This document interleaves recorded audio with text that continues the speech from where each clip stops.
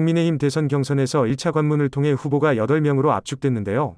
컷오프를 통과한 후보는 윤석열, 홍준표, 최재형, 유승민, 그리고 원희룡, 안상수, 하태경, 황교안 후보인데 윤석열과 홍준표 두 후보 캠프는 서로 자신들이 앞섰다고 주장했습니다.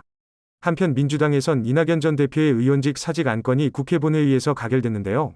이 전 대표는 신상 발언을 통해 정권 재창출 위해 가장 중요한 것을 던진다고 호소했습니다. 전국민 국민지원금을 받지 못하는 소득 상위 12% 중 경기도민들은 1인당 25만 원의 지역화폐를 받게 되었습니다. 이재명 지사가 주창하는 기본소득 철학에 따라 소외되는 인원 없도록 도의회가 의결한 것인데요. 이에 고소득 도민과 결혼이민자, 영주권자 등에게 지급될 예정입니다.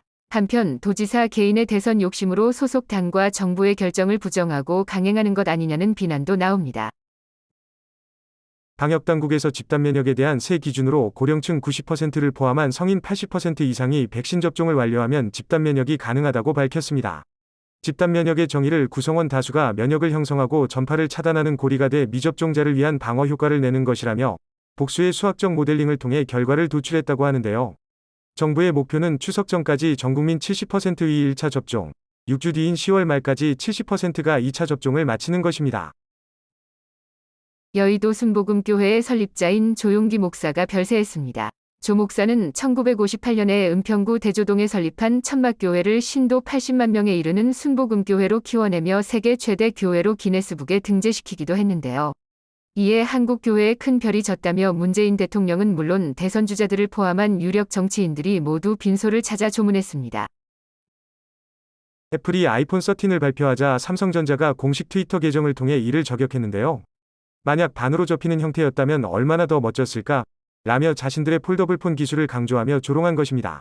애플의 발표 중에도 수차례 경쟁사들과 비교하며 그들의 제품은 아직 2년 전 아이폰을 따라잡기도 벅차다는 식으로 평가절하하기도 했는데요. 애플이 이번 발표에서 그래픽 처리 속도가 경쟁사보다 50% 빠르다고 한 대상도 삼성전자와 퀄컴 등을 가리킨 것으로 해석되고 있습니다. 부동산 사업을 기반으로 한 중국의 재벌기업 헝다그룹이 파산 위기에 몰렸습니다. 중국 당국의 강력한 규제에 영향을 받은 것인데 경제 전반에 충격을 줄 수 있다는 전망이 나오고 있는데요. 개발 붐을 타고 중국 3대 부동산 재벌 중 하나인 헝다그룹의 부채는 무려 350조 원 이상입니다.